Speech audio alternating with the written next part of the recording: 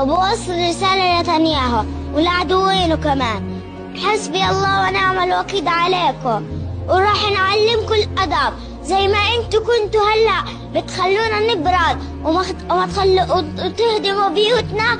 احنا حنوريكم نحن لن نستسلم، ننتصر او نمت او لن نظن انها النهاية. سنقابل الجيل القادم والاجيال القادمة.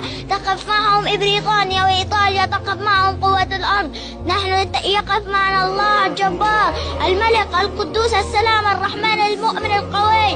نحن معنا الله. تعرف انك بتحكي كلام احسن مني؟ والله سننتصر، والله رغم هذه الدماء الطاهرة والله سننتصر، والله سننتصر، والله سننتصر.